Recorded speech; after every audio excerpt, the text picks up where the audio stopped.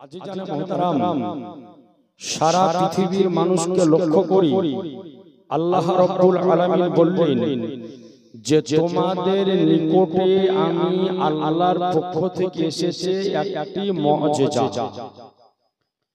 মুআজিজা শব্দের বাংলা আভিধানিক অর্থ হলো অলৌকিক ঘটনা, অর্থাৎ আল্লাহ রাব্বুল আলামিন প্রদত্ত ক্ষমতার দ্বারা নবীগণ এবং রাসূলগণ কিছু অসম্ভব জিনিসকে সম্ভব করে দেখিয়েছেন।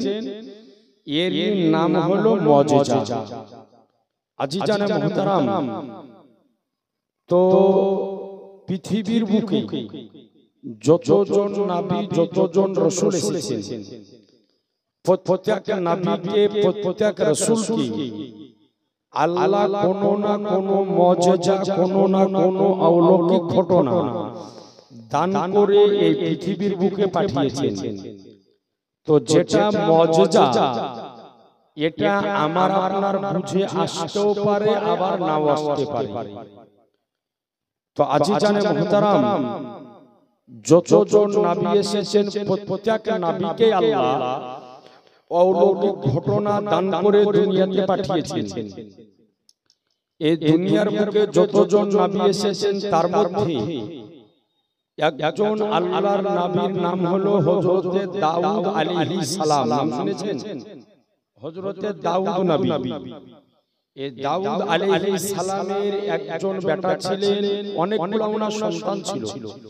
এর মধ্যে তিনার একটা বেটা, তার নাম হচ্ছে হযরতে সুলাইমান আলাইহিস সালাম।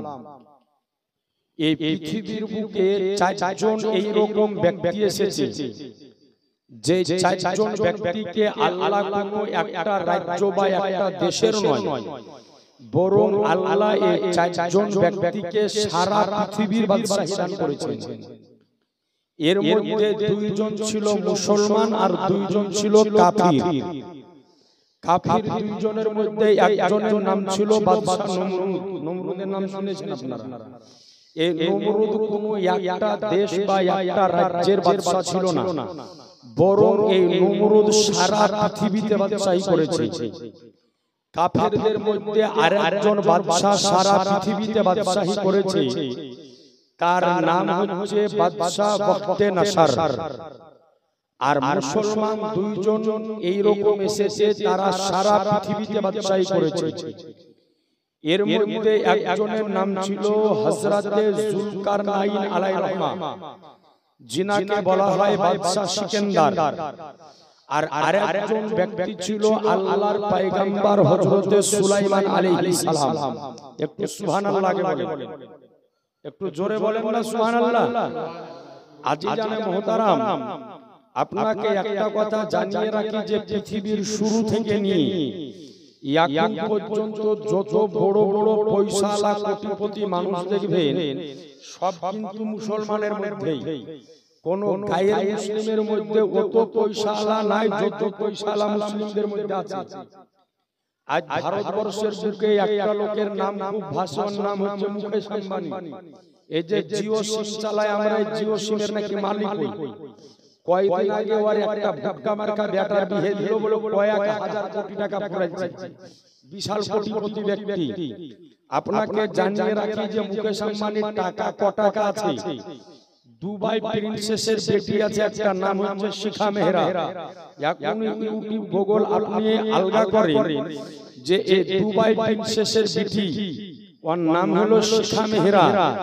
ওর এত টাকা আছে, এত টাকা আছে যে এই রকম মুকেশ আম্বানিকে এক জায়গাতে দাঁড়িয়ে কিনে নিতে পারে। সুবহানাল্লাহ বলেন। ওই মেয়েটা কিন্তু মুসলিম। অর্থাৎ পৃথিবীর বুকে যত বড় বড় পয়সাওয়ালা কোটিপতি মানুষ দেখবেন, সবই কিন্তু মুসলমানদের মধ্যে। কথা বুঝতে পারছেন? সবই হলো এই মুসলমানদের মধ্যে।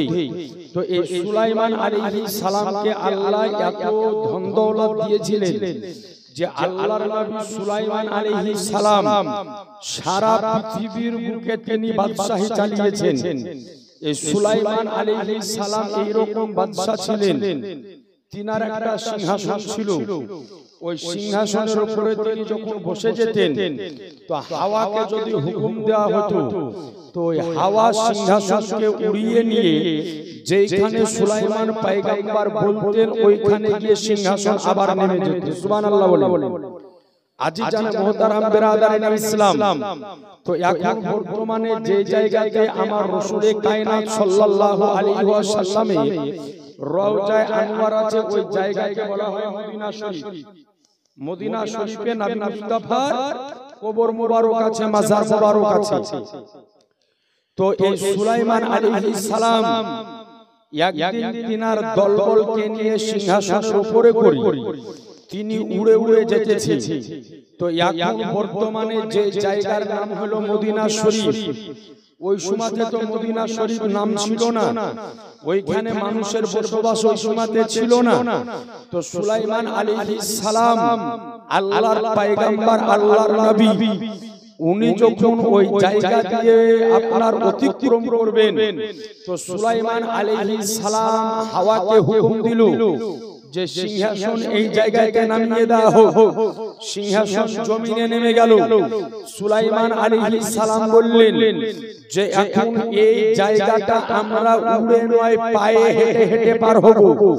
তিনার সঙ্গে তিনার ভক্তবৃন্দ যারা ছিল তারা বললেন, ইয়া নবী আল্লাহ, এর পূর্বে আপনার সাথে অনেক সফর আমরা করেছি, অনেক জায়গা আমরা গিয়েছি, কিন্তু এই রকম করতে আপনাকে কোনোদিন দেখিনি যে আপনি সিংহাসন থেকে নেমে পায়ে হেঁটে চলেছেন। এই জায়গাতে মানুষ নাই, জন নাই, জঙ্গল বায়াবান জায়গা। এই জায়গাতে আপনি পায়ে হেঁটে যাওয়ার কারণটা কি? আল্লাহর পয়গম্বর সুলাইমান আলাইহিস সালাম বলেন যে শোনো, আজ থেকে হাজার হাজার বছর পরে মক্কা ধাত্রীতে জন্ম হবে আখেরি জামানার পয়গম্বর নবী মুহাম্মদুর রাসূলুল্লাহ। উনি জিন্দেগির শেষ 10টা বছর এই জায়গাতে তিনি কমপ্লিট করবেন এবং এই জায়গাতে তিনার ইন্তেকাল হবে এবং এই জায়গাতে তিনার দাফন হবে। যে আখেরি জামানার পয়গম্বর এই জায়গাতে 10টা বছর পার করবেন, এখানে তিনি চলাফেরা করবেন, মানুষের সঙ্গে কথোপকথন করবেন, তিনি এত দামি নবী হবেন। তো তিনার মতো দামি নবী যে রাস্তা দিয়ে চলাচল করবেন, যে জায়গাতে জীবনের শেষ 10 বছর পার করবেন, যে জায়গাতে তিনার ইন্তেকালের পরে তিনাকে দাফন করা হবে, ওই জায়গার উপর দিয়ে আমি সুলাইমান নবী কোনোদিন উড়ে উড়ে যেতে পারি। একটু জোরে সুবহানাল্লাহ হবে না? আর একটু আওয়াজ দিয়ে হবে না? তো এর নাম ছিল হযরত সুলাইমান আলাইহিস সালাম। তো ইনার বাপ হলো হযরতে দাউদ পয়গম্বর। ইনাকে আল্লাহ একটা ক্ষমতা দান করেছিলেন। কি ক্ষমতা তিনাকে দিয়েছিলেন? তিনার যুগে লোহার প্রচলন ছিল, লোহা যা দিয়ে আমরা হাতিয়ার বানাই। তো হযরতে দাউদ আলাইহিস সালামের হাতের মধ্যে আল্লাহ এই রকম ক্ষমতা দিয়েছিলেন যে উনি যদি লোহাকে হাত দিয়ে ধরতেন তো ওই লোহা হাতের ভিতরে গলে মোমে পরিণত হয়ে যেত। একটু জোরে সুবহানাল্লাহ। মোমে পরিণত হতো। এরপরে হযরতে দাউদ আলাইহিস সালামকে আল্লাহ এই রকম ক্ষমতা দিয়েছিলেন যে তিনার উপরে আল্লাহ একটা কিতাব নাযিল করেছিলেন, আসমানি কিতাব, যে কিতাবটির নাম হলো জাবুর শরীফ। তো তিনার কণ্ঠে আল্লাহ এত মধু দিয়েছিলেন, তিনি যখন সমুদ্রের কিনারায় বসে বসে জাবুর শরীফ তেলাওয়াত করতেন তো তিনার কণ্ঠের আওয়াজ শুনে সমুদ্রের মাছেরা কিনারায় লেগে যেত। একটু জোরে বলেন সুবহানাল্লাহ। তো কিনারায় লেগে যেত। এর নাম হলো হযরতে দাউদ আলাইহিস সালাম। এরপরে একজন নবী এসেছিলেন, তিনার নাম হচ্ছে হযরতে ঈসা আলাইহিস সালাম। তিনাকে আল্লাহ এই রকম ক্ষমতা দিয়েছিলেন যে হযরতে ঈসা আলাইহিস সালাম যদি এই কাদা মাটির পাখি বানিয়ে তাতে ফুঁক মেরে আকাশে যদি উড়িয়ে দিতেন তো ওই মাটির পাখি আকাশে জীবিত হয়ে উড়তে আরম্ভ করে দিত। একটু জোরে হবে না? এরপরে হযরত ঈসা রূহুল্লাহকে আল্লাহ এই রকম একটা ক্ষমতা দিয়েছিলেন যে আল্লাহর পয়গম্বর ঈসা রূহুল্লাহ যদি কোনো মুর্দা ব্যক্তির উপরে ফুঁক দিতেন তো মুর্দা ব্যক্তি সঙ্গে সঙ্গে জীবিত হয়ে দাঁড়িয়ে যেতেন। কুরআন শরীফের ঘটনা। তো বানি ইসরাইল গোত্রের লোক, তিনি বানি ইসরাইল গোত্রের নামী ছিলেন। তো বানি ইসরাইল গোত্রের মানুষের ঈসা আলাইহিস সালামের দুশমনি করতেন কিছু মানুষ। তো ঈসা নবী যখন পরপর তিনজন ব্যক্তিকে জীবিত করলেন পরপর, তো বানি ইসরাইল গোত্রের লোক যারা ঈসা নবীকে মানত না, এরা বলতে আরম্ভ করলো যে ঈসা নবী মরাকে জিন্দা করেছে, এগুলা সব বেহুশ হয়ে পড়েছে, ঈসা নবী হাত সব উঠে গেল। মানে মানুষের সাথে মানুষের যদি দুশমনি থাকে তো ভালো কাজ করলে ওই ভালো কাজ করে না, যদি ভালো কাজ করে তাও ওর মধ্যে থেকে ভুল বাহির করবে। তো হযরত ঈসা রূহুল্লাহ ঈসা আলাইহিস সালাম যখন তিনটা মুর্দাকে জীবিত করলেন, তো ওই সময়তে ওই বানি ইসরাইল গোত্রের লোকেরা বলল যে একটা লোক মরিয়া ছিল না, সব বেহুশ হয়ে শুয়েছিল। আর ঈসা নবী ইশারা করলেন সব উঠে হাঁটতে লাগলেন। তো ঈসা নবী বললেন যে তোমাদের এখানে পুরানো কবর কোথায় আছে গো? বলল অমুক জায়গায়। বলল চলো চলো চলো। তো একটা পুরানো কবর স্থানে নিয়ে যাওয়া হলো। তো সামনে একটা কবর।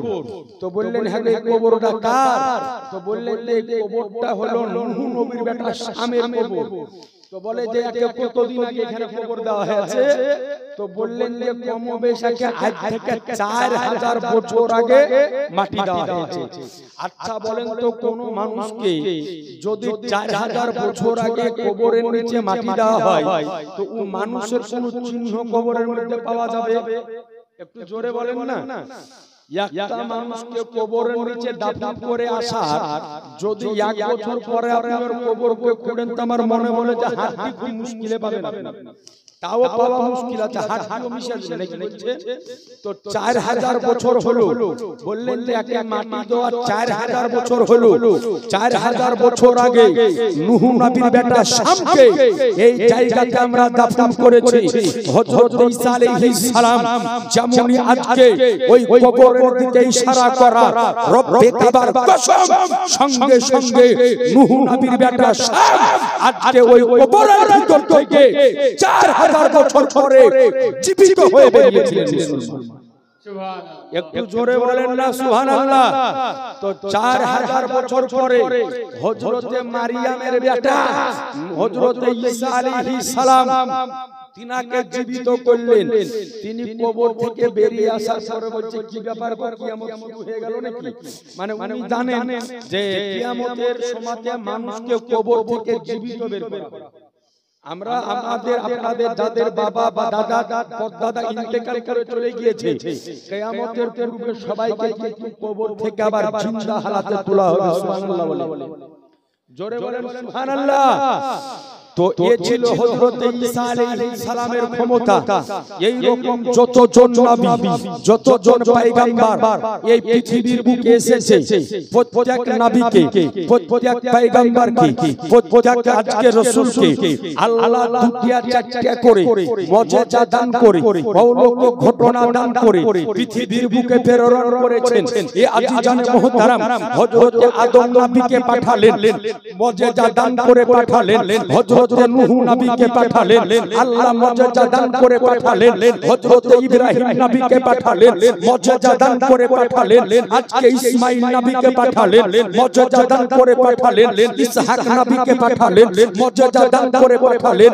আজকে ইয়াকুব নবীকে পাঠালেন, মুজিজা দান করে পাঠালেন। মুসা নবীকে পাঠালেন, মুজিজা দান করে পাঠালেন। ঈসা নবীকে পাঠালেন, মুজিজা দান করে পাঠালেন। যত নবী এসেছে প্রত্যেক নবীকে আল্লাহ মুজিজা দান করে পৃথিবীর বুকে প্রেরণ করেছেন।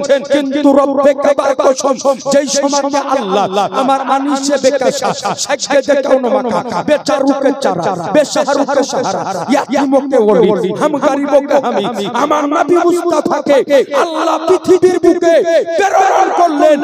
তো নবীকে আল্লাহ মুজিজা দান করে নয়, বরং নবীকে আমার আল্লাহ মুজিজা করে পাঠালেন। সুবহানাল্লাহ।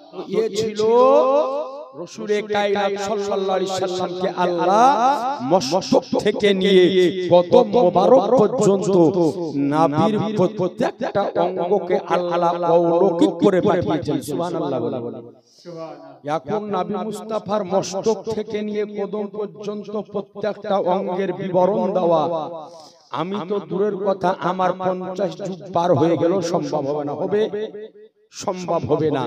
মাত্র একটি হাদিস শরীফ আপনাকে শোনাবো যে নবী মুস্তাফার এই চোখ মোবারককে আল্লাহ কেমন মর্যাদা করেছিলেন। সুবহানাল্লাহ বলেন। আচ্ছা বলেন, আমরা আপনারা হাউজে কাউসারের নাম শুনেছি না শুনিনি? সকলে বলেন না? সকলেই শুনেছি যে হাউজে কাউসার এটা হলো একটা জান্নাতি নহর। এর পানি হবে দুধের চাইতেও সাদা, মধুর চাইতেও মিষ্টি, আর মুশকে আম্বারের চাইতেও বেশি খুশবুদার। কিয়ামতের ময়দানে যারা জান্নাতি হবে আমার নবী মুস্তাফা ওই পানি তিনাদেরকে নিজ হাতে পান করাবেন। জোরে বলবেন না? নবী আমার পান করাবেন। কিন্তু আচ্ছা বলেন, হাউজে কাউসার আমরা কেউ কোনদিন দুই চোখে দেখেছি? জোরে বলেন না?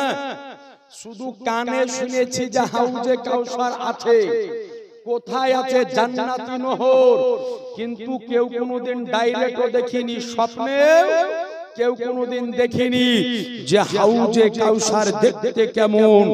কিন্তু আজ আপনার নিকটে বলি যে নবীর নাম যিনি স্বয়ং এই দুনিয়ার বুকে দাঁড়িয়ে আল্লাহর হাউজে কাউসার দর্শন করেছেন। একটু জোরে বলবেন না সুবহানাল্লাহ? নবী আমার হাউজে কাউসার স্বয়ং দর্শন করেছেন। হাদিসটি বর্ণিত হয়েছে সহিহ বুখারী প্রথম খণ্ড পৃষ্ঠা নাম্বার 179। হাদিসের রাবী হযরতে আমির ইবনে উকবা রাদিয়াল্লাহু তাআলা আনহু তিনি বর্ণনা করেন যে একদিন নবী আমার নিজ বাড়ি থেকে বের হলেন। বের হয়ে আসার পরে নবী আমার সর্বপ্রথমে যারা উহুদের যুদ্ধে শাহাদাত বরণ করেছিলেন নবী আমার তাদের কবরকে জিয়ারত করলেন। সুবহানাল্লাহ বলেন। অর্থাৎ যারা উহুদের যুদ্ধে আজকে আপনার শাহাদাত বরণ করেছিলেন তিনাদেরকে যেই জায়গাতে দাফন করা হয়েছে তিনাদের কবরকে নবী আমার জিয়ারত করলেন। তিনাদের মাজারকে নবী আমার জিয়ারত করলেন। জিয়ারত করার পরে আমার নবী মুস্তাফা মসজিদে নববীর মিম্বারের উপরে উঠে দাঁড়ালেন। দাঁড়ানোর পরে সাহাবীদেরকে বলতেছেন, আচ্ছা বলো তো আমি এই জায়গা থেকে এখন কি দর্শন করতেছি?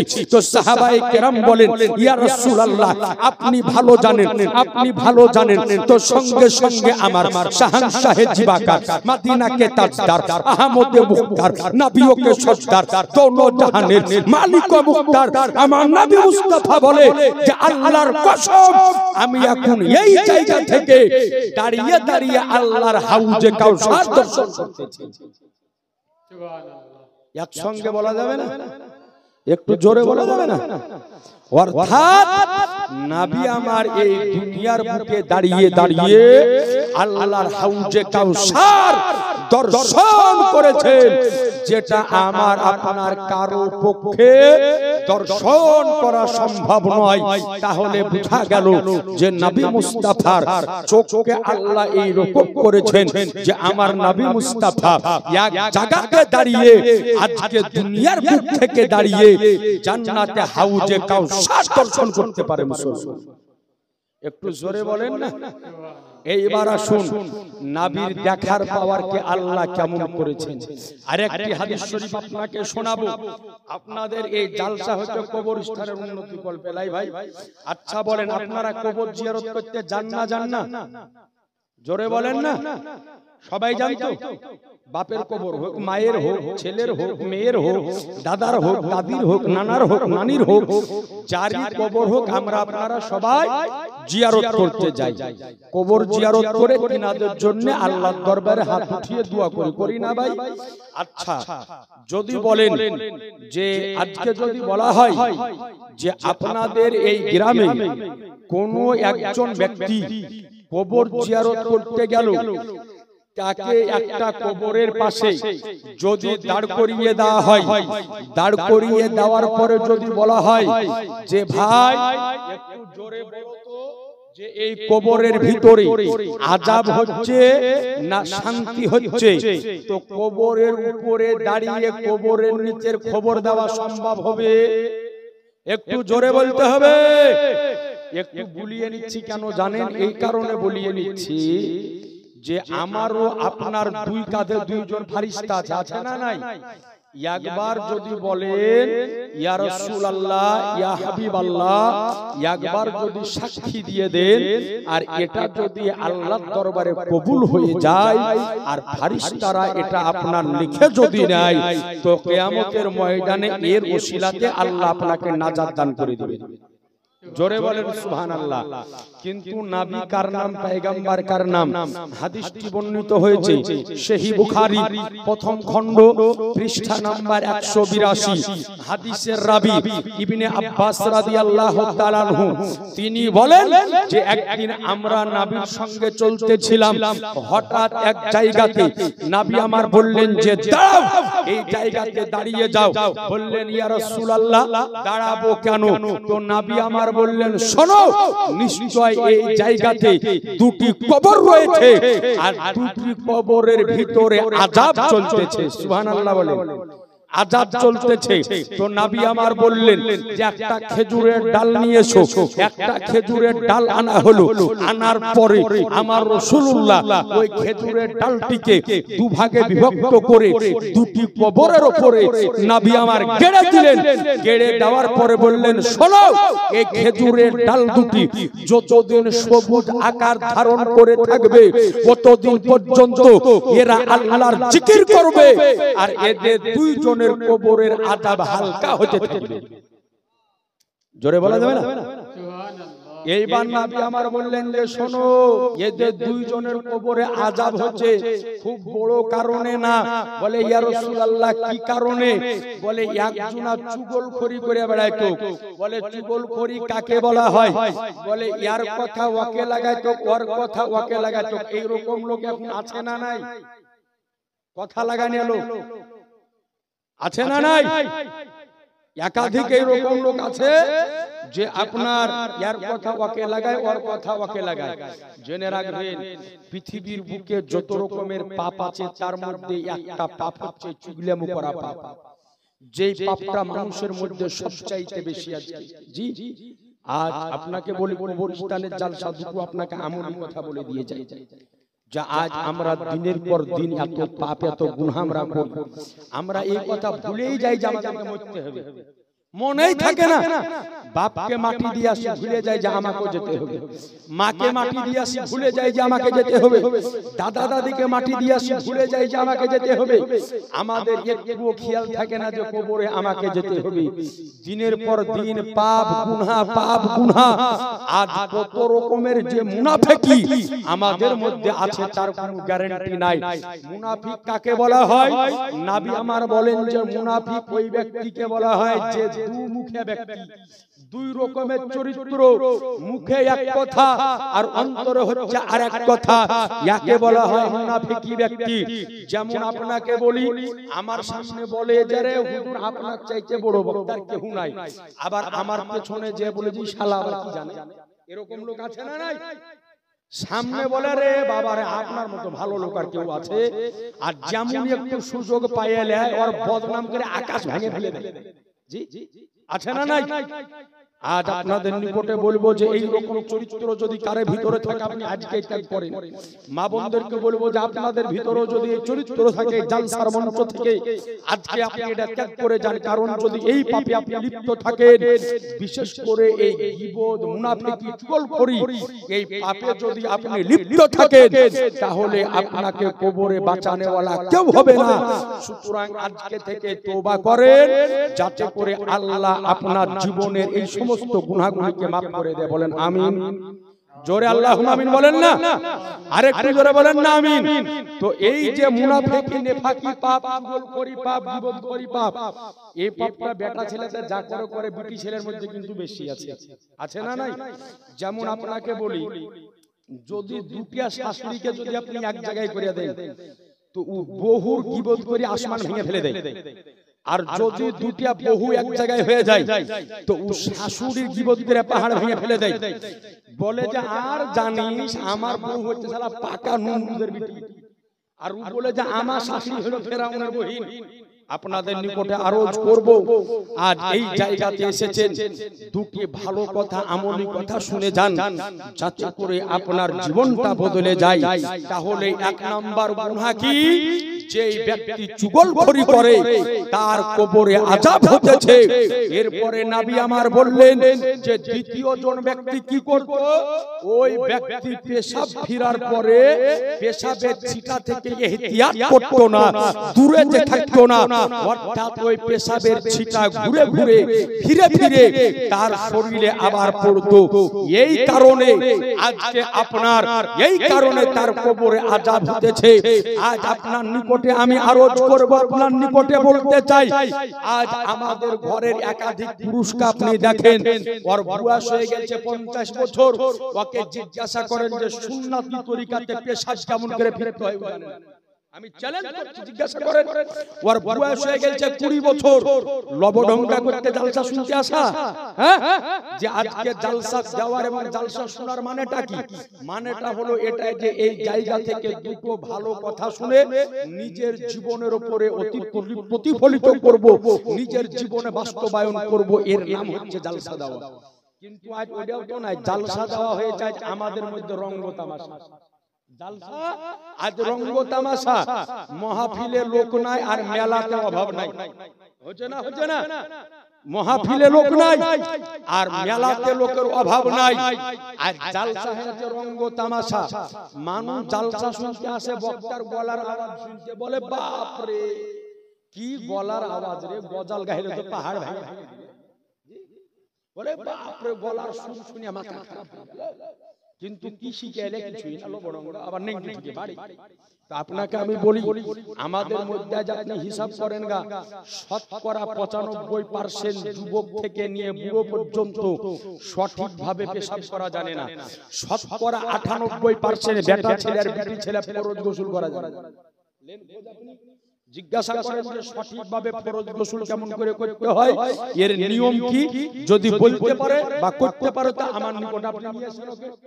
ক্ষমতা নাই বলার, কেন নাই? কারণ এই বিষয়ে কোনোদিন শুনাইনি। যারা বয়স্ক ব্যক্তি বসেছে, যারা ফরজ গোসলের নিয়ম কানুন বুঝে জিজ্ঞাসা করেন। ফরজ গোসল এমন একটা গোসল, যদি নিয়ম না জানে তো ওকে সমুদ্রের পানিতে চুবড়াইলে কিন্তু গোসল হয় না। সমুদ্রের পানিতে চুবড়াইলে গোসল হবে না। আর ফরজ গোসল হবে না মানে নাপাক হয়ে থেকে গেল, আর নাপাক অবস্থায় নামাজ হবে, জোরে বলেন না? তার মানে সব সময়তে নাপাক অবস্থায় জমিন জমিন ঘুরে বেড়ায়। বিটি ছেলের নিকটে যান, শতকরা 98টা বিটি ছেলে ফরজ গোসলের নিয়ম জানে না, যে কেমন করে ফরজ গোসল করতে হয়। পেশাব ফেরার নিয়ম জানে না, কেমন করে পেশাব করতে হয়। এ আজিজ জানা মুহতারাম, আপনাকে আমি জিন্দা প্রমাণ দিই, আমাদের মধ্যে অনেক বয়স্ক ব্যক্তি এই রকম আছে। দেখা যায় যে ওর বয়স হয়ে গেছে 65 বছর, 5 ওয়াক্তের নামাজ পড়ে, মসজিদে গিয়েছে নামাজ পড়ার জন্য, যাওয়ার পরে দেখা যায় যে জোহরের নামাজ পড়ার জন্য গিয়েছে, যাওয়ার পরে দেখা যায় যে পেশাবে বেগ লেগে গিয়েছে। এবার পেশাব ভিতরে যাবে, যাওয়ার আগে পেশাবখানায় যাওয়ার আগে দেখা যায় যে চাচা এত দূরে কাপড়কে উঠাই, মনে হয় যে এখন কারোর সাথে যুদ্ধ নেবে। হয় না? হয় না? কাপড়কে একেবারে জাঙ্গের উপরে তুলে লেগে যাও, এটা কিন্তু নিয়ম নয়, শরীয়তের বিধান হলো, শরীয়তের মাসলা হলো, একজন পুরুষের জন্য হাঁটু ঢেকে রাখা হলো ফরজ। তো সুবহানাল্লাহ, তো দেখা যায় যে কাপড়কে উপরে উঠিয়ে নাই। জেনে রাখবেন একজন পুরুষের জন্য এই হাঁটু ঢেকে রাখা হলো ফরজ, হাঁটু বের করা হলো হারাম। এই জন্য একজন পুরুষ হাঁটু বের কোনো মুহূর্তে করতে পাবে না, কয়েকটা জায়গা ছাড়া। এর মধ্যে একটা হলো পায়খানা ঘরের ভিতরে, যতটুকু উঠানো প্রয়োজন অতটুকু উঠাবে। আর 2 নাম্বার হলো নিজের বিবির কাছে, বাকি খানা আপনারা বুঝলেন কথা মনে হয় বুঝেননি নাকি? জি আজি জানে মোহতারাম বিরাদারানে ইসলাম একটু মাঝে মাঝে হ্যাঁ হু দিবেন তো ভাববো যে আমার ওয়াজ বুঝতে পারছেন আর হ্যাঁ হু না দিলে ভাববো যে আমার ওয়াজ বুঝছেন না তো আপনার নিকটে আরজ করি একজন পুরুষের জন্য এই হাঁটু ঢেকে রাখা হলো ফরজ কিন্তু আজ দেখা যায় আমাদের ঘরের অনেক যুবক ছেলেকে কলকাতা খাটে দিল্লি খাটে এরপরে দেখা যায় যে আজকে ও হাফ প্যান্ট পিনহার পরে গ্রামে মোটরসাইকেল নিয়ে বাউন্ডারি মেরে বেড়ায় জেনে রাখবেন আপনার বেটা আপনার সন্তান আপনার মেয়ে যদি আপনার কারণে কোনো গুনাহের কাজ করে কবরে আপনার বাটাম ফাটাবে ফেরেশতারা হিসাব করে নিয়ে খালি এই এদিক ওদিক বাউন্ডারি মারলে হবে না আপনার ছেলে আপনার মেয়ে যদি আপনার জন্য কোনো গুনাহের পাপের কাজে লিপ্ত হয় তো কবরে যাওয়ার পরে এর হিসাব কিন্তু আপনাকে দেওয়া লাগবে খালি জন্ম দিলেই বাপ হওয়া যায় না জন্ম দেওয়ার পরে সন্তান হওয়ার পরে ওই সন্তানকে লালন পালন করার শরীয়তের কিছু নিয়ম আছে আজ আমাদের ঘরে কিছু কাপুরুষ বাপকে দেখতে পাই আপনার মেয়ে ক্লাস 9 বা 10 এ পড়ে স্কুলের স্বাধীনতা দিবস উপলক্ষে সাংস্কৃতিক অনুষ্ঠানের আয়োজন করা হয়েছে আপনার মেয়ে ওই স্টেজের উপরে ওঠার পরে এখন গানে ধামাকা ডান্স করলো আর আপনি বাপ স্টেজের নিচে এমনি করে দেখে দুটো তালি মেরে আপনার বাড়িওয়ালির কানে কানে এসে বললেন যে আমার বিটি কত সুন্দর ডান্স করছে রে এরকম বাপ আছে না নাই আছে না নাই আপনি এই রকম বাপ যদি দেখেন তো শত শত আজকে পাবেন আপনি চিন্তা করিয়েন না কবরে যেতে তৈরি থাকেন জেনে রাখবেন যে ওই রকম বাপকে ওই রকম বাপ হওয়ার যোগ্য কোনোদিন রাখে না তো আজ দিনের পর দিন আমাদের সমাজ আজ দিনের পর দিন এইভাবে নোংরা কাজের মধ্যে লিপ্ত হচ্ছে আজ আমাদের মধ্যে শালীনতা নাই আমাদের মধ্যে আদব নাই আমাদের মধ্যে আজকে আখলাক নাই আমাদের মধ্যে সঠিক মতাদর্শ নাই আমাদের যত দিনের পর দিন হয়ে যাচ্ছে যত দিনের পর দিন যাচ্ছে দেখা যাচ্ছে মানুষের মধ্যে আদব ছেড়ে বেয়াদবে বেশি পরিণত হচ্ছে আজ আপনার নিকটে আরজ করি নবীর সাহাবীদের আখলাক তিনাদের চরিত্রকে দেখার পরে আজকে বিধর্মীরা ইসলাম কবুল করেছে আর আমাদের চরিত্র দেখে আমার ভাইয়েরা পালিয়ে যায় পালাই না और जिंदा प्रमाण আপনাকে দিতেছি একটা লোকের ধরেন যে 4টা বা 5টা বেটা তো বড় বেটাকে লেখাপড়া করাচ্ছে বড় বেটা বিএ এমএ পাস আর বাকি 3 ভাই বা 4 ভাই লেখাপড়া করেনি বকল মাঠে ঘাটে খাটে ওই বাপের 5 বিঘা ভূমি আছে এবার দেখা গেল যে বাপ মৃত্যু শয্যাতে শুয়ে আছে মানে মরবার কদিন পরে বড় বেটা বলছে আব্বা গো চলো তোমাকে বহরমপুর ওষুধ আনতে নিয়ে যাব বড় বেটা লেখাপড়া ছেলে মোহরি ধরে বাপকে হাসপাতালে ভরার জায়গাতে রেজিস্ট্রি অফিসে ভরে দিয়ে বাপের পুরো সম্পত্তি লিখে দিয়েছে হয় না আপনাদের দিকে হয় না এগুলো মালদাতে হয় এদিকে হয় মানে এই জন্য সব দিকে আছে না বলছেন এখানে বেশি দেখেন আমার বাপ বলছে যে এখানে হয় তার মানে এই ক্যান্সার সব জায়গাতে আছে তো দেখা যায় যে পড়া লেখা বেটা বাপকে ঘাড়ে করে তুলে নিয়ে যায় লিয়া যাওয়ার পরে বলে বাপ আব্বা চলো তোমাকে ভালো ডাক্তার দেখাবো বুড়িয়া কিছু বুঝে না লিয়া যায় রেজিস্ট্রি অফিসে ভরে যে টিপে সব লিখে নিয়ে নেয় বাকি 3 ভাই ফাঁকি বাকি 2 বহিন ফাঁকি আর বড় ভাই লিয়ার পরে হামমরুদ এবার বলেন ওই ভাইয়ের চরিত্র দেখে কি এই 2-3 ভাই ওই ভাইয়ের কাছে যাবে और চরিত্র দেখে পালিয়ে যাবে আমাদের আমি বয়স্ক মানুষ দাদা নানাদের মুখে শুনেছি যে আগেকার যুগে মানুষ যদি জমি কিনা বেচা যদি করত তো বলতো যে অমুক মাঠে আমার একটা জমি আছে রে বিক্রি করব চাই একটা মোড়ে বসে তো বলতো দাম কত নিবে বলে 5 লাখ টাকা বিঘা তো বলে 1 বিঘা জমি 5 লাখ টাকাতে দিব পকেট থেকে 100 টাকা বের করে বাইনা দিয়ে দিয়েছে ওটাই বাইনা হয়ে গিয়েছে হয়েছে না হয়নি ওটাই কাজ কমপ্লিট করে টাকা দিয়ে জমি রেজিস্ট্রি এখন রিসেন্ট আমার কাছে কিছুদিন আগে একটা ফোন এলো মুফতি সাহেব এই রকম লোকের উপরে শরীয়তের কি ফতোয়া হবে আমার কাছে একটা জমি বেচেছে 10 লাখ টাকা বিঘে করে 3 লাখ টাকা তাকে বাইনা দেওয়া হয়ে গিয়েছে অন্য আরেকজন 50,000 টাকা বেশি বলেছে আমার কথাকে উল্টে দিয়েছে এরকম হয় না তার মানে আমাদের মুখের কথার অন্তরের কথার মধ্যে মেল হচ্ছে না। অর্থাৎ সাহাবীদের চরিত্রকে দেখার পরে বিধর্মীরা ইসলাম কবুল করেছে, আর আমার চরিত্রকে দেখার পরে আমার বড় ভাই আমার কাছ থেকে পালিয়ে যায়, আমার ছোট ভাই আমার নিকট থেকে পালিয়ে যায়। তো আপনার নিকটে আরজ করব, নিজের আদর্শ ঠিক করেন, নিজের মতাদর্শকে ঠিক করেন, এরপরে দেখবেন আপনার জীবনে উন্নতি হবে। আজ আপনার নিকটে বলি, বাড়িতে রহমত নাই, বাড়িতে বরকত নাই। কেন রহমত বরকত হবে? আজ থেকে 20 বছর পূর্বে আপনি যান, বাড়িতে কামানেওয়ালা ছিল একজন, খানেওয়ালা ছিল 7 জন, ওতে আল্লাহ রহমত বরকত দিয়ে ভরিয়ে দিয়েছে। এখন বর্তমানে কামানেওয়ালা 6 জন, খানেওয়ালা 7 জন। এরপর মৌলবীর কাছে পানি পড়া নিতে হয় যে বাড়িতে বরকত নাই, রহমত নাই। হয় না? হয় না? এরকম কেন হয়? বাড়িতে ইসলামিক শিক্ষা নাই, নবীর আদর্শ নাই, সাহাবীদের চরিত্র নাই। আছে কি ইবলিসের চরিত্র, আছে শয়তানের চরিত্র, আছে আজাজিলের চরিত্র। নবীদের চরিত্রকে আমরা আপন করতে পারিনি, আপন করেছে ইবলিসের চরিত্র, আপন করেছে শয়তানের চরিত্র। পোশাকের দিক দিয়ে বলেন, চলনের দিক দিয়ে বলেন, আর অন্য দিক দিয়ে বলেন, কোন দিক দিয়ে আজ মুসলমানের মধ্যে চরিত্র ঠিক নাই। আজ আপনাকে আমি লক্ষ্য করে বলি যে আজ যত রকমের পাপের কাজ হচ্ছে, বেশিরভাগ পাপে মুসলমান জড়িত বেশি।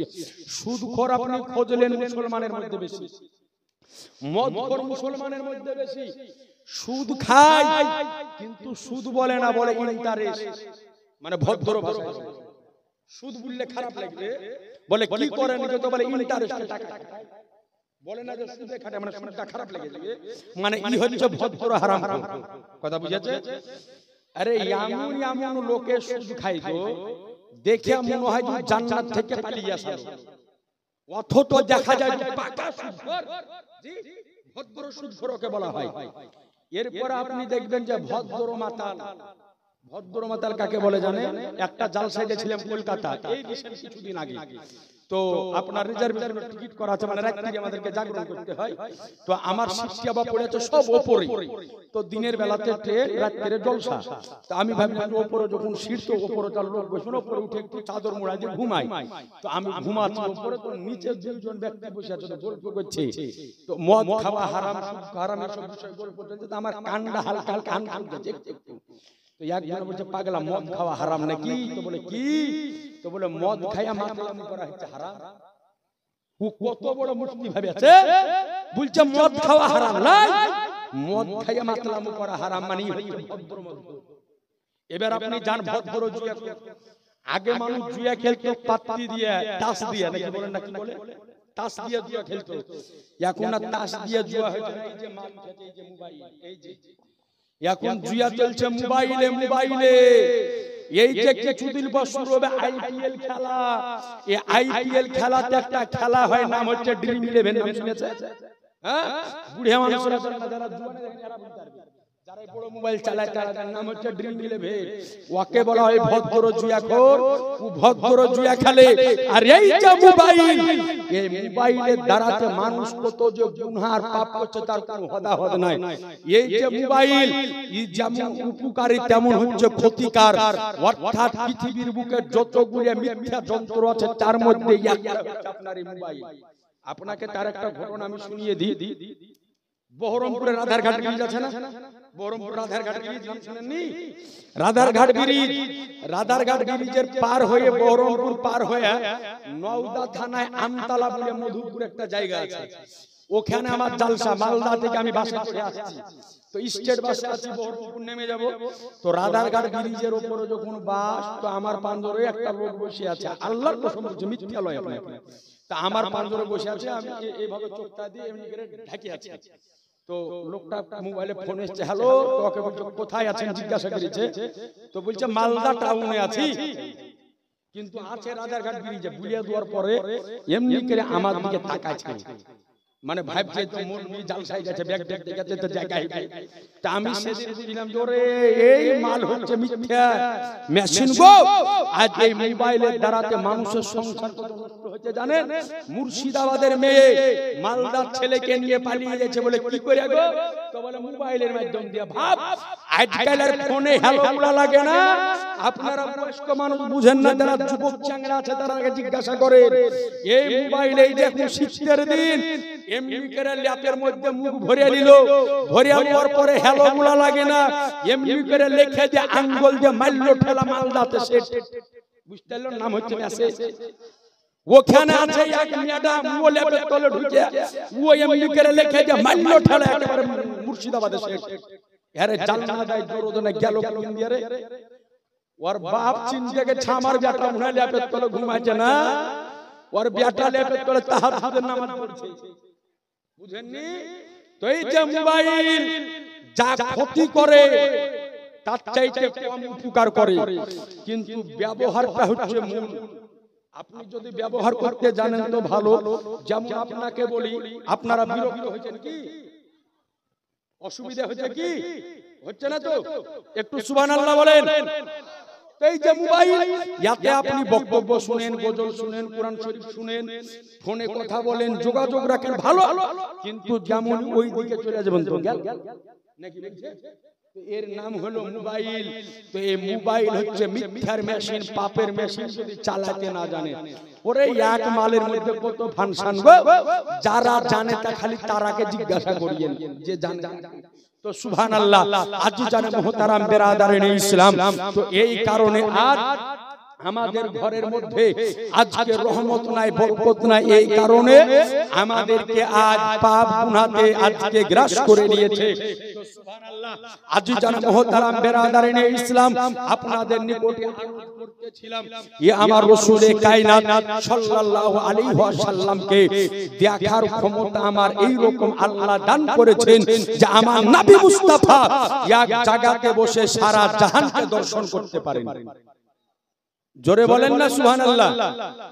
হ্যাঁ গো, সুবহানাল্লাহ বলার কত বড় ফজিলত গুণ, তাও সুবহানাল্লাহ বলছেন না গো। আরেকটা হাদিস শোনাই, ইমাম গাজালি রাহমাতুল্লাহ আলাইহি তিনার লেখা কিতাব ইহিয়াউল উলুম 4 খণ্ডে বিভক্ত। সেই কিতাবের প্রথম খণ্ডে তিনি একটি হাদিস শরীফ নকল করেছেন যে নবী আমার বলেন, কোন ব্যক্তি যদি দুনিয়ার বুকে একবার সুবহানাল্লাহ বলে তো আল্লাহ পাক তার জন্য জান্নাতে একটা খেজুরের গাছ লাগিয়ে দেয়। সুবহানাল্লাহ। এবার আপনি সুবহানাল্লাহ বলবেন, আল্লাহ আপনার জন্য জান্নাতে খেজুরের গাছ লাগিয়ে দিবেন। আপনি মরে যাবেন, জান্নাতে যাবেন, ওই গাছে চড়বেন, খেজুর পাড়বেন আর খাবেন। জোরে বলে দেন সুবহানাল্লাহ। এখন যদি এর পরে মুখে এমনি করে বসে থাকেন তো জানবো তাহলে ওই গাছের খেজুর আপনারা খাবেন না। আর যদি সুবহানাল্লাহ বলেন তাহলে জানবো যে হ্যাঁ ওই গাছের খেজুর খাবেন। জোরে বলে দেন সুবহানাল্লাহ। তো নবী আমার দেখতেন কেমন, আর একটা হাদিস শরীফ শুনিয়ে বক্তব্য ইনশাআল্লাহ শেষের দিকে নিয়ে যাব। বেশি বিরক্ত হইেন না, বেশি দেরি করব না, বাবুন আপনারা বিরক্ত হইেন না। আচ্ছা বলেন, নবী আমার পৃথিবীর বুকে বা হায়াতে কতদিন ছিলেন দুনিয়ার বুকে? জোরে বলেন। 63 বছর। মক্কা শরীফে ছিলেন 53 বছর আর মদিনা শরীফে 10 বছর। যে 53 10 63 বছর। তো নবী আমার যতদিন মক্কা শরীফে ছিলেন, নবী আমার কিন্তু কোন যুদ্ধ মক্কা শরীফে করেননি। যতগুলা যুদ্ধ নবী আমার করেছেন সব কিন্তু মদিনা শরীফে। তো এবার বলেন, আপনারা জীবনী শোনা লোক আমি বুঝতে পাচ্ছি নাকি বলছেন? আপনারা জীবনী শুনতে ভালোবাসেন, নবী জীবনী খুব শুনেছেন বা শুনেন। তো সুবহানাল্লাহ। তো নবী আমার মক্কা শরীফে কোন যুদ্ধ করেননি, যতগুলা যুদ্ধ করেছেন সব মদিনা শরীফে। অর্থাৎ নবী আমার যুদ্ধ করেছেন এই 10 বছর। তো আচ্ছা বলেন তো, নবী আমার এই 10 বছরে মদিনা শরীফে টোটাল কয়টা যুদ্ধ করেছেন আপনাদের জানা আছে কারো? জানা না থাকলে আমি বলে দিব। জানা নাই? একটু জোরে বলেন যে জানি না। জানা নাই? আমি বলে দিব। সুবহানাল্লাহ, একটা অজানা বিষয় আপনাকে জানিয়ে দিব। তো সুবহানাল্লাহি ওয়া বিহামদিহি। আমি শুনলাম যে কবরস্থানের উন্নতি কল্পে এটা জালসা, অর্থাৎ আপনার চিরস্থায়ী ঘর তৈরি করার জালসা, কবরস্থান চিরস্থায়ী ঘর। তো নবী আমার 10 বছরে মদিনা শরীফে কয়টা যুদ্ধ করেছেন ইনশাআল্লাহ বলে দিব। কোন ভাইয়ের পকেটে 100 টাকা থেকে দেন আমার হাতে, কারো পকেটে যদি থাকে 100 টাকা নাই, কোন ভাইয়ের পকেটে যদি কবরস্থানের উন্নতি কল্পে দিব মনে করেন, একজন ভাই দেন যে মুফতি সাহেব 100 টাকা দিব, চট করে একটু দেন, দেন চট করে দেন। সুবহানাল্লাহ, দেরি করিয়েন না, তাড়াতাড়ি দেন। 100 টাকা চাইছে বেশি লাই, আমি আদায় করব, বলবে আদায় করব। সুবহানাল্লাহ, দেখেন এই ভাই আমার দিয়েছে 100 টাকা, ওই টাকাটা নিয়েছেন তো ভাই? সুবহানাল্লাহ, নিয়েছেন, ওই দুটোই নিয়েছেন। মা বোন আপনাদের মধ্যে থেকে 100 টাকা পাঠায়েন তো, যদি কোন মা আমার পারেন। সুবহানাল্লাহ,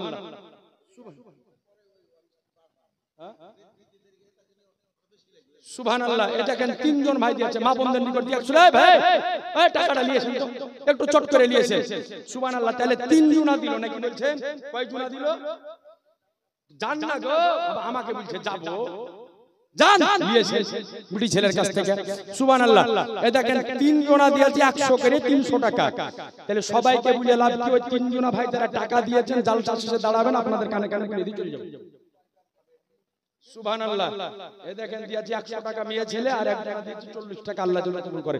সুবহানাল্লাহ, আরে 100 টাকা হবে না গো, কারো পকেটে নাই গো। ও ভাই 100 টাকা দিয়েছে, বেশি নয়, একটু চট করে দেন 100 টাকা। কোন ভাই যদি আমার পকেটে থাকে দেন। সুবহানাল্লাহ, 100 টাকা। এই ভাই কোন মা আমার দিয়েন না, 100 টাকা দিয়েন না গো। সুবহানাল্লাহ, আচলে যদি বাঁধা থেকে চট করে দেন। কোন মা আমার যদি পারেন 100 টাকা একটু চট করে দিয়ে পাঠান। নবী আমার কটা যুদ্ধ করেছেন, ছোট এবং বড় মিলে ইনশাআল্লাহ বলে দিবেন। সুবহানাল্লাহ, এই দেখেন এই মা আমার 1100 টাকা দিবে। নারায়ে তাকবীর, নারায়ে রিসালাত, মাশরাক আলা হযরত। এই দেখেন আমার এই মা আসার পরে বললেন যে 1100 টাকা আমি কাল সকালে দেব। সুবহানাল্লাহ, জোরে মারহাবা বলেন। আচ্ছা, আপনি ও তো আপনাকে চিনে, আপনার গায়েরই হবে মনে হয়। সুবহানাল্লাহ, 1100 টাকা দিল। আর একজন মা আমার 1000 টাকা একটু দিয়ে পাঠান না। সুবহানাল্লাহ। তো আজিজানে মুহতারাম বিরাদারান ইসলাম, আপনাদের নিকটে আরজ করে দেখেন, হাজার হাজার টাকা আপনি ইনকাম করবেন, সন্তানাদের জন্য রাখবেন, সব রাখেন।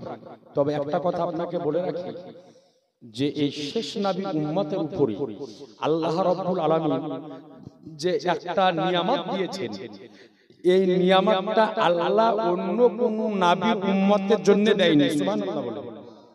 কি নিয়ামত? নবী আমার বলেন যে আমার উম্মত উম্মাতানির মধ্যে যদি কোনো ব্যক্তি কোনো গুনাহ করার নিয়ত করে, নাউজুবিল্লাহ, আল্লাহ দূরে রাখুক, সকলকে আল্লাহ হেফাজত করুক। কোন ব্যক্তি যদি নিয়ত করে আল্লাহ সকাল বেলাতে আমি 1 গ্লাস শরাব পান করব, মদ পান করব, কথা বুঝেন, 1 গ্লাস মদ আমি পান করব সকালে, এই নিয়ত যদি করে, তো নবী আমার বলেন যতক্ষণ না পর্যন্ত ওই ব্যক্তি ওই মদ পান না করবে ওর নামে কোনো গুনাহ লেখা হবে না। আর নবী আমার বলেন আমার উম্মতের মধ্যে কোনো ব্যক্তি যদি একবার কোনো নেক কাজের নিয়ত যদি করে নেয়, নিয়ত করার সাথে সাথে ওর নামে নেকি লেখা আরম্ভ হয়ে যায়। তো আপনি খালি নিয়ত করবেন যে আমি দান করব, খাস দিলে করবেন, আপনার নামে নেকি লেখা আরম্ভ হয়ে যাবে। সুবহানাল্লাহ। তো কোন ভাই 1000 টাকা দিল, সুবহানাল্লাহি ওয়া বিহামদিহি, আলহামদুলিল্লাহ। আজিজানে মুহতারাম বিরাদারান ইসলাম, তো আপনাদের নিকটে আরজ করতেছিলাম যে আমার রাসূলে কায়নাত সাল্লাল্লাহু আলাইহি ওয়াসাল্লামকে আল্লাহ রাব্বুল আলামিন যতগুলি খুশুসিয়াত দান করেছেন, যতগুলি আল্লাহ পাক আমার নবীকে আজকে খুশুসিয়াত দিয়েছে, বৈশিষ্ট্য দিয়েছে, এর মধ্যে নবী মুস্তাফার সব চাইতে রাসূলে কায়নাত সাল্লাল্লাহু আলাইহি ওয়াসাল্লামের যে দেখার মুজিজা আল্লাহ তাআলাকে দিয়েছেন, যে তিনি এক জায়গাতে বসে সারা জাহান দর্শন করতে পারেন, এই আলোচনাটাই আপনার সামনে রাখতেছিলাম। জোরে বলেন সুবহানাল্লাহ। দিলে ভাই, দিলে দিয়েছে কত করে? 500 500। আচ্ছা, সিনাপ 1000। আচ্ছা, বাপের জন্য দোয়া চেয়েছে। রোজিনা 500। আচ্ছা, আসিয়া বিবি 500, জোসনা 500, আর আনোয়ারা 500। সুবহানাল্লাহ, বিটি ছেলেদের মেলায় দিলে গো। হ্যাঁ, যুক্তি করছে, যুক্তি করতে করতে ফজর করে দিয়েন না মা, আর কোন মা যদি আমার পারেন তো একটু চট করে দিয়েন। সুবহানাল্লাহ। দেখেন হাজার হাজার টাকা এদিক ওদিক চলে যায়। সুবহানাল্লাহ। যদি পারেন একটু চট করে দেন। আমি জানি বেটা ছেলে তার দান দিবে না, দেনে ওয়ালা কেউ নাই। আজ যেগুলা বসে আছে আমার বাপজির একটু মাজবুরান বসে আছে ভাইরে আমার, চলে যায় না, একটু শেষ পর্যন্ত আলোচনাটা শুনে যান এবং দোয়াটা করব ইনশাআল্লাহ তাআলা। দোয়াতে সকলে শামিল হবেন। অনেকে বাপের জন্য, মায়ের জন্য, স্বামীর জন্য, অনেকের জন্য দোয়া চেয়েছেন, অনেকের জন্য দোয়া চেয়েছেন। ইনশাআল্লাহ তাআলা সকলের জন্য আমি আল্লাহর দরবারে অবশ্যই দোয়া করব। তবে আপনাদের নিকটে আরজ করে যাব যে আজ আমি আপনি রাসূলে কায়নাত সাল্লাল্লাহু আলাইহি ওয়াসাল্লামের যে আদর্শ, যে মতাদর্শ, তার উপরে আমাকে আপনাকে চলতে হবে, তার উপরে আমাকে আপনাকে চলাচল করতে হবে। জেনে রাখবেন নবী সাল্লাল্লাহু আলাইহি ওয়াসাল্লাম বলেন যে পৃথিবীর বুকে কয়েক কিসিমের ব্যক্তির উপরে জান্নাতকে হারাম করা হয়েছে। এর মধ্যে এক কিসিমের ব্যক্তি হলো ওরা, ওই কিসিমের ওই প্রকারের ব্যক্তি যেই সমস্ত পুরুষ নারীর বেশ ধারণ করে, আর যেই সমস্ত নারী পুরুষের বেশ ধারণ করে, এই রকম নারী এবং পুরুষের উপরে আল্লাহর জান্নাত তো দূরের কথা, জান্নাতের খুশবু পর্যন্ত হারাম করা হয়েছে। অর্থাৎ যে নারী মা আমার পুরুষের আজকে জুতো পরবে, যেই নারী পুরুষের প্যান্ট পরে, যেই নারী পুরুষের জামা পরে, যেই নারী পুরুষের গেঞ্জি পরে, যেই নারী পুরুষের মতো করে চুল কাটে, এই রকম পুরুষের বেশ ধারণকারী নারী, তার জন্য আল্লাহর জান্নাত হারাম। আর যে পুরুষ নারীর বেশ ধারণ করে, ওই রকম পুরুষের জন্য আল্লাহর জান্নাত হারাম। সুতরাং আপনাদের নিকটে আরজ করব, আল্লাহ যেন এই সমস্ত কর্ম সমূহ থেকে আমাকে আপনাকে দূরে রাখে। জোরে বলেন আল্লাহুম্মা আমিন। আর একটু জোরে বলেন আল্লাহুম্মা আমিন। সুবহানাল্লাহ। যে কথাটা বলছিলাম, মমতা 100 টাকা দিয়েছে, আপনি দিলেন না। আপনার দড়ি আসা দেখে মনে করছে আপনি দিলেন মনে হয়। দিয়েছেন আগে নাকি? চাচা বলছে কবার দিব, মৌলবীরা বারবার চাহে চলেছে, বারবার দেওয়া যায় নাকি? তো সুবহানাল্লাহ। আলোচনা আমি আর আগে বেশি বাড়াবো না। যে কথাটা বলতেছিলাম ওই কথাটা ইনশাআল্লাহ তাআলা, ওই কথাটা আপনাকে বলে দিই যে নবী আমার টোটাল যুদ্ধ কটা করেছেন। জেগে আছেন তো নাকি? জেগে আছেন? সুবহানাল্লাহ। ইনশাআল্লাহ করব। ওদিক থেকে বলছি তা আপনি একটু সামনে বসেন আমার এখানে। আপনি কেন, ওকে ঠান্ডা লেগেছে বিশাল, আপনি এখানে বসেন। তো সুবহানাল্লাহ। নবী আমার মদিনা শরীফে এই 10 বছরে নবী আমার টোটাল বড় বড় যুদ্ধ করেছিলেন 19টি। কটি বললাম? জোরে বলেন। 19টি। ভালো করে মনে থাকবে তো। আর নবী আমার ছোট আর বড়, টোটাল ছোট আর বড় মিলিয়ে নবী আমার টোটাল যুদ্ধ করেছিলেন 66টি। সুবহানাল্লাহ। কটা বললাম? 66টি। বড় বড় যুদ্ধ করেছিলেন 19টি, আর ছোট আর বড় মিলিয়ে নবী আমার টোটাল যুদ্ধ করেছিলেন 66টি। এ আজু জানে মুহতারাম বেরাদারানে ইসলাম, আজ আপনার নিকটে আরোপ করব যে নবী মুস্তাফা সাল্লাল্লাহু আলাইহি ওয়াসাল্লাম সম্পর্কে সঠিক আকীদা, সঠিক বিশ্বাস রাখবেন। আর একজন 100 টাকা দিয়েছে, আল্লাহ যেন কবুল করে। জেনে রাখবেন, এক হলো আমল আর এক হলো ঈমান। ঈমান আর আমল দুটো জিনিস কিন্তু এক রকম নয়। নামাজ, রোজা, হজ, যাকাত, তাসবিহ, তাহলিল, এগুলার নাম হলো আমল। জেনে রাখবেন, কোন ব্যক্তি যদি নামাজ পড়ে কপালে ঘটা ফেলে নাই, হজ করে যদি জিন্দেগি শেষ করে যায়, যাকাত দিয়ে যদি ভারী বিটে বিক্রি করে দেয়, তাসবিহ তাহলিল করে যদি রাত পার করে দেয়, অন্তরে ঈমান যদি না থাকে তো ইবাদতের কোনো দাম আছে? জোরে বলেন না। কোন ইবাদতের দাম নাই। সুতরাং আগে হলো ঈমান, তারপরে হলো আমল। এই জন্য আগে ঈমান ঠিক করতে হবে, তারপরে নামাজ পড়তে হবে। ঈমান বজায় রাখতে হবে, তারপরে রোজা রাখতে হবে। ঈমান বজায় রাখতে হবে, তারপরে হজ করতে হবে। ঈমান বজায় রাখতে হবে, তারপরে যাকাত দিতে হবে। ঈমান বজায় রাখতে হবে, তারপরে তাসবিহ তাহলিল করতে হবে। এক কথায় ঈমান যদি না থাকে তো নামাজ বেকার, রোজা বেকার, হজ বেকার, যাকাত বেকার, তাসবিহ বেকার, তাহলিল বেকার। এক কথায় ঈমান যদি না থাকে তোর প্রত্যেকটা আমল হয়ে যাবে বেকার। কথা বুঝলেন? সুতরাং আগে হলো ঈমান, তারপরে হলো আমল। আর দেখা যায় যে নামাজের কথা বলে, রোজার কথা বলে, হজের কথা বলে, আর মানুষ ওটাকে শুনে পাগল হয়ে যায়। ওই তো ভালো, নামাজের কথা বলছে, পর্দার কথা বলছে, গুনাহ থেকে বাঁচতে বলছে, ওই তো ভালো। কিন্তু আপনাকে যে ঈমানের কথা বলে না, আপনার ঈমান ঠিক করতে বলে না, ওই ওইটার দিকে তো নজর নাই। বলে মুফতি সাহেব কিছু বলিয়েন না, নামাজ সম্পর্কে বলিয়েন। তো নামাজ সম্পর্কে বলি আমি কি করব? তোর ঈমান নামাজ পড়ে কি হবে? যার ঈমান নাই। বেঈমান লোকের নামাজের কোনো দাম আছে? জোরে বলেন, দাম আছে? কোনো দাম নাই। তো আগে হলো ঈমান, তারপরে হলো নামাজ। আগে ঈমান ঠিক করেন, তারপরে হলো আপনাকে আজকে ইবাদত করতে হবে। নবী আমার বলেন, লা ইউমিনু আহাদুকুম হাত্তা আকুনা আহাব্বা ইলাইহি বিওয়ালিদি ওয়ালাদি ওয়ান নাসি আজমাইন। নবী আমার বলেন, একজন ব্যক্তি যতক্ষণ পর্যন্ত মুমিন হতে পারে না, ঈমানদার হতে পারে না, যতক্ষণ না পর্যন্ত আমি নবীকে আজকে ছেলে অপেক্ষা, মেয়ে অপেক্ষা, বাপ অপেক্ষা, মা অপেক্ষা, এক কথায় যতক্ষণ না পর্যন্ত নিজের জানের চাইতে বেশি মহব্বত না করবে। এখন বলেন, নামাজ পড়লো, এই জায়গাটা নামাজ পড়লো, রোজা করলো, হজ করলো, যাকাত দিল, কিন্তু এই জায়গাটা নবীর মহব্বত থেকে খালি মানে দিলটা, তো ও নামাজের দাম আছে? এ ভাই বলেন না, নামাজের কোনো দাম হবে না। এই জন্য বাংলাদেশের একজন আলেম 2013 সালে উনাকে নিজ বাড়িতে জবাই করা হয়েছিল, আল্লামা নূরুল ইসলাম ফারুকী রাহমাতুল্লাহ আলাইহি।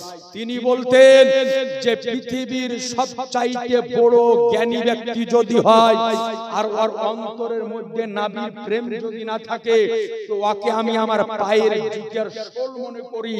আর একজন রাস্তার পাশে বসে থাকা মুচি যদি হয়, ওর অন্তরের মধ্যে নবীর প্রেম যদি থাকে, তো আমি তাকে মাথার তাজ মনে করি। জোরে বলবেন না সুবহানাল্লাহ। তো সুতরাং যার মধ্যে নবীর প্রেম ভালোবাসা নাই, ওর মধ্যে ঈমান থাকারও কথা হতে পারে না। এবার বলেন, নবীকে ভালোবাসলে হলে ঈমানদার। আমরা নবীকে ভালোবাসি না, বাসি না? জোরে বলেন না, আমরা নবীকে ভালোবাসি। আর কোন ব্যক্তি যদি কাউকে ভালোবাসে, তো তার বদনাম সহ্য করবে, সহ্য করবে। মানুষ বর্তমান সময় নিজের বাপ মার চাইতে নিজের বাড়ি আলীকে বেশি ভালোবাসে, বাসে না, বাসে না? আজ পর্যন্ত আপনি খুব কম রিপোর্ট পাবেন যে বাপ মার লাগে বাড়ি আলীকে বাহির করেছে, কিন্তু বেশি রিপোর্ট পাবেন যে স্ত্রীর লাগে বাপ মাকে বের করে দিয়েছে। কিন্তু বাড়ি ওয়ালির লাগে বাপ মার লাগে স্ত্রীকে বাহির করেছে, এরকম কমই পাবেন, পাবেন না। কিন্তু বাড়ি ওয়ালির লাগে বাপ মাকে বের করেছে, রিপোর্ট আছে না? নাই, আছে। কারণ বাপ বাড়ি ওয়ালিকে এত ভালোবাসে যে বাড়ি ওয়ালি কেউ দুর্নাম করলে ওর মাথা গরম হয়ে যায়। তো বলেন, নিজের স্ত্রীর চাইতে নবীকে বেশি ভালোবাসতে হবে না, হবে না? জোরে বলেন না, বেশি ভালোবাসতে হবে। তো নিজের স্ত্রীর দুর্নাম যদি করে তো মাথা গরম হয়, মাথার মেজাজ খারাপ হয়। তো নবীর দুর্নাম করে কই, তখন তো তোমার মাথা গরম হয় না। তো বলেন যে নবীর দুর্নাম কেমন করে করেন? এই কথাটা বলে দিয়ে আমার বক্তব্য আমি শেষ করব। যে দেখেন, আপনাকে কথা বলি, আপনি পৃথিবীর বুকে যাকে মহব্বত করেন, যাকে ভালোবাসেন, আপনার বিবি হোক, আপনার মা হোক, আপনার বাপ হোক, আপনার ছেলে হোক, আপনার মেয়ে হোক, অনেকেই দেখা যায় যে নিজের বেটাকে প্রতিবেশীতে কিছু বললে নিজের বেটার পক্ষ থেকে প্রতিবেশীর সাথে মারামারি করে মার্ডার করা হয় না, হয় না? কেন মার্ডার করা করি হয়? এই কারণে মার্ডার করা করি হয় যে আমার বেটাকে খারাপ কথা বলেছে, আমার বেটাকে ধরে মারিয়েছে। তো বেটার চাইতে নবীকে মহব্বত বেশি করতে হবে। কিন্তু আজ বেটাকে গালি দেয়, সহ্য হয় না। মেয়েকে গালি দেয়, সহ্য হয় না। ছেলেকে গালি দেয়, সহ্য হয় না। বাপকে গালি দেয়, সহ্য হয় না। মাকে গালি দেয়, সহ্য হয় না। কিন্তু নবীকে যে গালি দেয় তাকে আবার ধরে চুমিয়ে খায়। জি বলবেন কেমন করে? আচ্ছা ভাই দেখেন, শুধু গালি দিলে ডাইরেক্ট গালি দেওয়া হয় না, কিছু এমন কথা আছে যে কথা গেলা ঘুরিয়ে বললেও গালি দেওয়া হয়। যেমন আপনাকে বলি, আপনাদের এই গায়ের নাম কি? কাশিমনগর, মহানন্দনগর। আপনাদের গ্রামে প্রাইমারি স্কুল আছে না নাই? জোরে বলেন না। আছে প্রাইমারি স্কুল, ওই প্রাইমারি স্কুলে যে একটা হেডমাস্টার আছে, ওই হেডমাস্টারটা শিক্ষিত না অশিক্ষিত? জোরে বলেন। শিক্ষিত ব্যক্তি, পড়ালেখা ব্যক্তি, অক্ষর চিহ্নেওয়ালা ব্যক্তি, জাননেওয়ালা ব্যক্তি। আমি যদি এখন স্টেজের উপরে বলি যে এই গ্রামে যে কাশিমনগরে যে প্রাইমারি স্কুল আছে, ওই প্রাইমারি স্কুলের যে লোকটা হেড শিক্ষক, ওই লোকটা হচ্ছে পড়ালেখা জানে না, নিরক্ষর ব্যক্তি, অর্থাৎ অক্ষর জ্ঞান নাই, তো ইয়াতে মাস্টারকে সম্মান করা হলো না অসম্মান করা হলো? একসাথে বলেন, অসম্মান করা হবে। তো আজ আপনি বলেন, একজন স্কুলের মাস্টারকে, হেডমাস্টারকে যদি নিরক্ষর বলি, অক্ষর জ্ঞান ছিল না এই কথা যদি বলি, তো ওই মাস্টারকে করা হয় অসম্মান। আর নাবিকে যদি নিরক্ষর বলে, তো নাবিকে সম্মান করা হবে না অসম্মান করা হবে? জোরে বলেন। তো এখন যারা বলে যে নাবি নিরক্ষর ছিল, নাবির অক্ষর জ্ঞান ছিল না, যে লোকটা এই কথা বলেছে যে নাবির অক্ষর জ্ঞান ছিল না, নিরক্ষর ব্যক্তি, ওর ভক্ত কত বছরে বাবারে, ওর মতন বড় আলেম আর মনে হয় একটাও নাই। ওর বাড়ি হলো বাংলাদেশ, নাম হলো মিজানুর রহমান আজহারি। আপনারা বক্তব্য অনেকে শুনেন, ওর চেহারাতে লোক পাগল হয়ে যায়, ওর গলার আওয়াজে লোক পাগল হয়ে যায়। আবে চেহারাতে কিসের পাগল? আবু লাহাবের চেহারা ছিল দেখতে খুব সুন্দর। দেখেন মুফতি সাহেব বসে আছে আপনাদের এলাকাতে, বাড়ি মনে হয় আমার বন্ধু হযরত আল্লাহ মাওলানা মুফতি নাসিম মানজারি সাহেব, খুব সুন্দর আমার বন্ধু, সুবহানাল্লাহ। তো আপনি জিজ্ঞাসা করেন, আবু লাহাবের চেহারা ছিল আগুনের শিশার মতো। আবু লাহাবের চেহারা ছিল আগুনের শিশার মতো। তো আবু লাহাবকে কি ভালো বলা হয়? আবু লাহাবকে ভালো বলা হয়? বলা হয় না। আবু লাহাব খারাপ, কিন্তু হযরতে বেলাল ছিল দেখতে কালো কুৎসিত, কিন্তু আমার নবীর মহব্বতে অন্তর ছিল আলোতে উজ্জ্বলময়। তো আজিজানে মুহতারাম, চেহারা দেখে পাগল হয়েন না, গলার আওয়াজ শুনে পাগল হয়েন না। বলছে বাপ রে, ইংরেজিতে বক্তব্য দিচ্ছে, দুটোর ইংরেজি। আমেরিকা যাও, ইংল্যান্ড যাও, লন্ডন যাও, নিউজিল্যান্ড যাও, অস্ট্রেলিয়া যাও, ওখানকার যারা আপনার মেথর মুচি, তারাও ইংরেজিতে কথা বলে। ইংরেজিতে কথা বলার নাম বাহাদুর লয়। তো এই লোকটা বলেছে নবী ছিল নিরক্ষর, নবীর অক্ষর জ্ঞান ছিল না। আর আমাদের ঘরের যুবকের ওই মোবাইল দেখে পাগল করে বাবারে, খুব ভালো কথা বলেছে। ওরে গাধা, তোর বাপকে নিরক্ষর বললে রাগ হয়, মাকে নিরক্ষর বললে রাগ হয়, আর নবীকে নিরক্ষর বললে তোমার রাগ হলো না? তুমি কেমন নবীর আশিক, কেমন নবীর দিওয়ানা। তো আপনার নিকটে আরজ করব, এই নবী সম্পর্কে সঠিক ধারণা রাখুন। নবী আমার নিরক্ষর ছিলেন না, বরং আল্লাহ পাক নবীকে আমার সমস্ত জ্ঞানের গুণান্বিত করেছিলেন। জোরে বলেন না, আরেকটু আওয়াজ দিয়ে বলেন না। তো আজিজানে মুহতারাম, তো সর্বপ্রথম নিজের ঈমান আকীদাকে ঠিক রাখবেন। বলেন ইনশাআল্লাহ। জোরে বলেন ইনশাআল্লাহ। আরেকটু জোরে ইনশাআল্লাহ।